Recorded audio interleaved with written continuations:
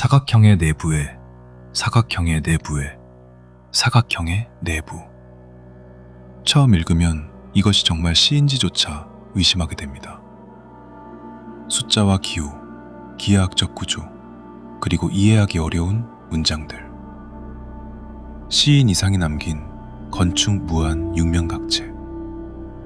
오늘날에도 이 작품은 한국 문학사에서 가장 난해한 작품 중 하나로 꼽힙니다.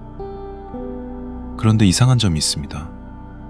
이 작품을 단순히 난해한 시가 아니라 하나의 건축물로 바라보기 시작하면 전혀 다른 모습이 보이기 시작한다는 것입니다. 1932년 시인 이상은 아주 기묘한 제목의 작품을 발표합니다.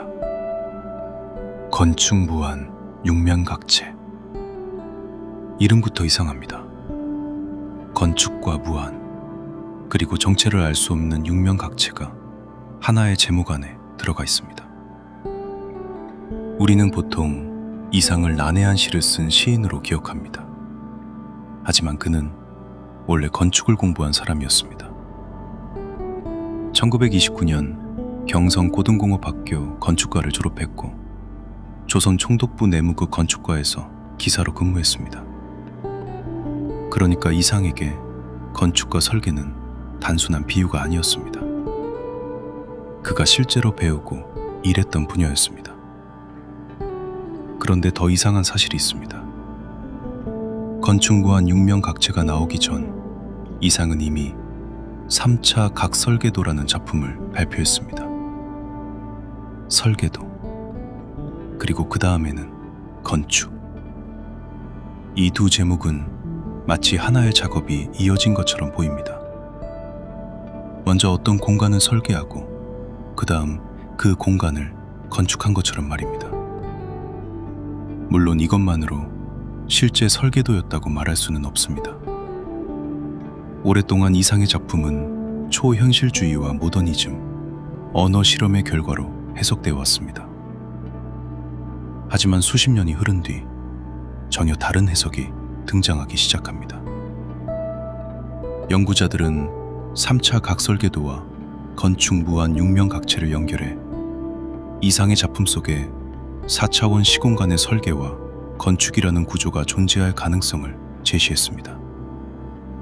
그리고 또 다른 연구에서는 건축 무한 육면각체 안에서 주기 경계 조건이라는 공간 개념을 읽어냅니다. 주기 경계 조건. 개념은 놀랍습니다. 공간의 한쪽 끝이 반대쪽 끝과 연결되어 있는 것입니다. 만약 이런 구조를 건축물로 만든다면 어떻게 될까요?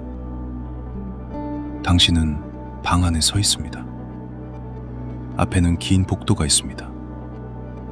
복도를 따라 계속 걷습니다. 한참을 걸은 뒤 마지막 문을 엽니다. 그런데 문 너머에 있는 것은 새로운 장소가 아닙니다. 조금 전 출발했던 바로 그 방입니다. 이번에는 계단을 찾습니다. 위층으로 올라갑니다. 한 층, 두 층, 세 층. 끝없이 올라갔다고 생각한 순간 당신은 다시 처음 출발했던 층에 서 있습니다. 이번에는 밖으로 나가려 합니다. 문을 열고 경계를 넘습니다.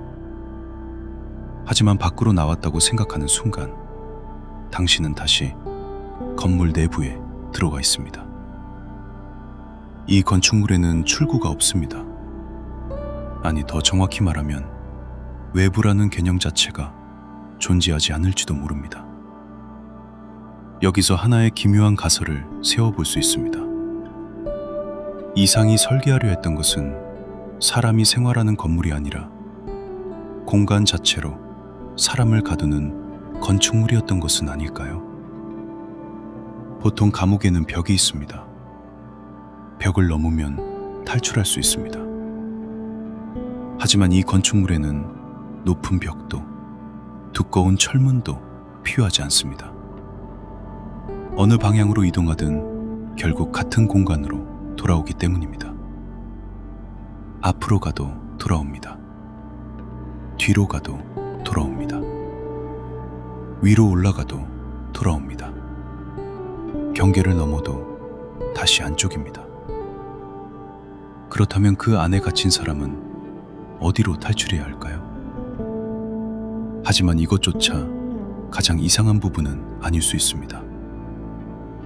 만약 이 건축물이 애초부터 3차원 공간에 지어진 것이 아니라면 어떨까요? 우리는 3차원 세계에서 살아갑니다. 가로와 세로, 그리고 높이를 인식합니다. 하지만 4차원 공간에 존재하는 물체가 있다면 우리는 그 전체를 직접 볼 수 없습니다. 2차원의 종이 위에 사는 생명체를 상상해 봅시다. 그들에게는 앞뒤와 좌우만 있습니다. 그런 세계를 3차원의 구체가 통과한다면 그들이 볼 수 있는 것은 구체 전체가 아닙니다. 갑자기 나타난 하나의 점, 점점 커지는 원, 그리고 다시 작아지다 사라지는 원. 그들은 자신들이 본 것이 거대한 구체의 일부였다는 사실조차 알 수 없습니다. 그렇다면 우리 역시 마찬가지일 수 있습니다. 4차원의 건축물이 우리의 공간과 겹쳐 있다면 우리가 보는 것은 그 건물의 일부에 불과할 수 있습니다. 서로 멀리 떨어져 있어야 할 두 방이 하나의 문으로 연결될 수도 있습니다. 밖에서 볼 때는 작은 건물인데 안으로 들어가면 끝없는 공간이 펼쳐질 수도 있습니다. 복도를 직선으로 걸었는데 자신의 뒤에서 나타날 수도 있습니다. 그리고 아무리 전체 모습을 확인하려 해도 우리는 영원히 그것을 볼 수 없습니다. 우리가 볼 수 있는 것은 3차원에 드러난 단면뿐이기 때문입니다. 여기서 다시 이상이 남긴 두 제목을 바라보게 됩니다. 3차 각설계도, 건축 무한 육면각체. 설계도 다음에 건축이 등장했습니다.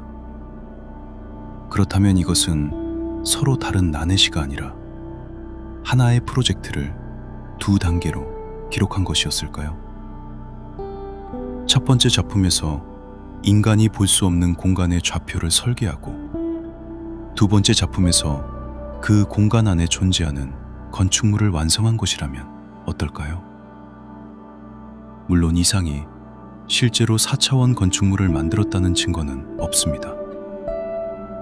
그가 그런 무한한 공간을 설계했다는 기록도 없습니다. 이것은 어디까지나 작품과 현대 연구를 연결한 하나의 가설입니다. 하지만 사실은 남습니다. 이상은 건축을 배운 사람이었고 그는 자신의 작품에 설계도라는 이름을 붙였습니다. 다음 작품에는 건축이라는 이름을 붙였습니다.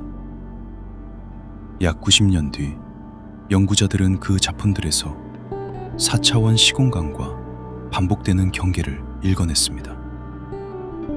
그렇다면 이상이 만들려 했던 것은 정말 시였을까요?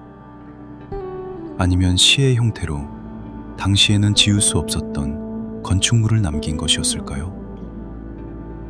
끝없이 걸어도 시작점으로 돌아오는 복도, 위로 올라가도 다시 같은 층으로 이어지는 계단, 문을 열고 밖으로 나가도 다시 내부로 연결되는 공간.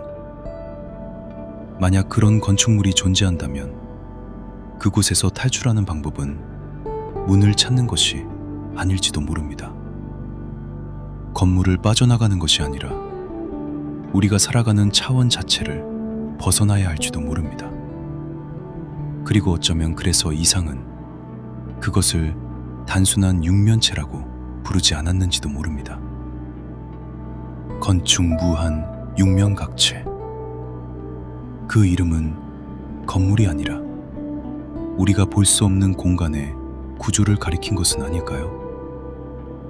이상이 설계한 건축물은 애초부터 존재하지 않았던 것일까요? 아니면 처음부터 우리가 볼 수 있는 형태로 존재하도록 설계된 건물이 아니었던 것일까요?